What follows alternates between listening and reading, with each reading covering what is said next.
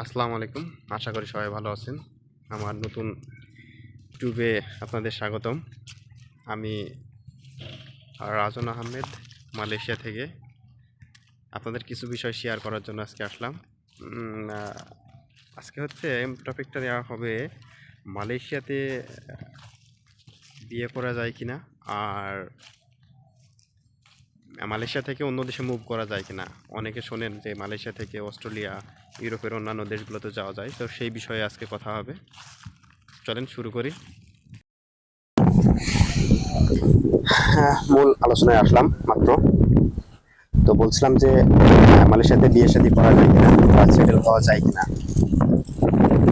আসলে এর আগে যেহেতু বাঙালি বা অন্যান্য দেশের লোকজন এসছে এই দেশে, তারা বিয়ে শাদী করে সেটেল হতে পেরেছে, কারণ তখন একটা মালয়েশিয়া সরকার রুলস দিয়েছিল, সেটার মাধ্যমে তারা সেটেল হয়েছে। কিন্তু এখন বর্তমানে প্রেক্ষাপটে মালয়েশিয়ার নিয়ম কানুন বা আইন কানুন যেটাই বলেন সেটা অনেক কঠিন, যার কারণে এখন বিয়ে শাদী করা যাচ্ছে না।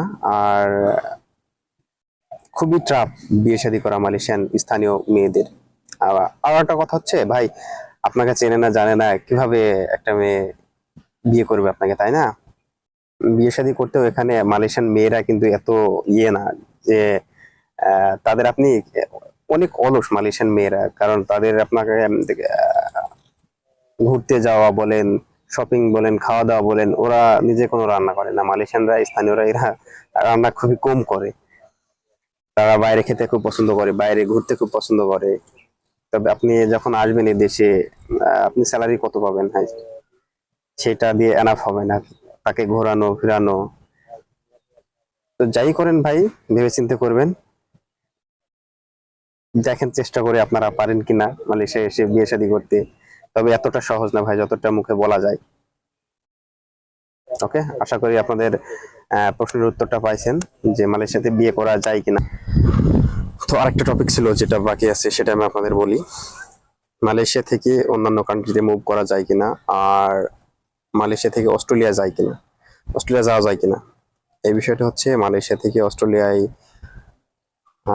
যায় অনেক দালাল আছে, যারা প্রলোভন দেখায় যে আপনাকে আমি মালয়েশিয়া থেকে আহ, অস্ট্রেলিয়া, তারপর ইউরোপের অন্যান্য দেশগুলোতে নিয়ে যায়। ভাই এতটা সহজ না, আপনারা যতটা মনে করেন এতটা সহজ না। কারণ হচ্ছে একটা দেশের আছেন আপনি, ওয়ার্ক পারমিট বিষয়ে আপনি চাইলেই অন্য দেশে মুভ করতে পারবেন, এতটা কি সহজ? মুখে যতটা বলে এতটা কি সহজ? আদৌ এতটা সহজ না। কিন্তু আপনি যদি কোনো কারণে ওয়ার্ক পারমিট ম্যানেজ করতে পারেন, আপনি এম্বাসি আছে দেশের, আপনার কোম্পানি থেকে যদি এনওসি লেটার দেয় তবে আপনি পারবেন, তাছাড়া কিন্তু পারবেন না। আপনি এম্বাসিতে ফেস হন, যদি আপনার এম্বাসির প্রশ্নগুলো সঠিকভাবে অ্যান্সার দিতে পারেন, তাহলে হয়তো ভিসা হতে পারে, আপনার যদি লাক ভালো থাকে। একটা হচ্ছে বৈধ পদ্ধতিতে যেতে পারবেন, আর একটা হচ্ছে অবৈধ পদ্ধতিতে অনেক লোক শুনছে নাকি যাচ্ছে অস্ট্রেলিয়াতে। তো অবৈধ পদ্ধতি হচ্ছে ইন্দোনেশিয়া হয়ে আপনি পানিপথে অস্ট্রেলিয়াতে যাওয়া। এবার ভাবেন কত সহজ। আপনি যদি মনে করেন আপনার জীবন বাজি রেখে আপনি ভূমন্ত সাগরে পাড়ি দিয়ে আপনি চলে যাবেন অস্ট্রেলিয়া, তো যেতে পারেন, সমস্যা নাই। তবে আমার একটাই সাজেস্ট করব যে অবৈধ পথে কেউ না যায়, বৈধ পথে যায়, চেষ্টা করি বৈধ পথের জন্য। আর অবৈধ পথটা হচ্ছে মালয়েশিয়া থেকে আপনারা কিছু কুচক্র আছে, তারা তাদের টাকা পয়সার মাধ্যমে আপনাকে ইন্দোনেশিয়া নিয়ে যাবে, নিয়ে গিয়ে ট্রলারের মাধ্যমে আপনাকে অস্ট্রেলিয়ায় পাঠিয়ে দিবে। তো এটাই আজকে শেষ। আল্লাহ হাফেজ, আসসালামু আলাইকুম।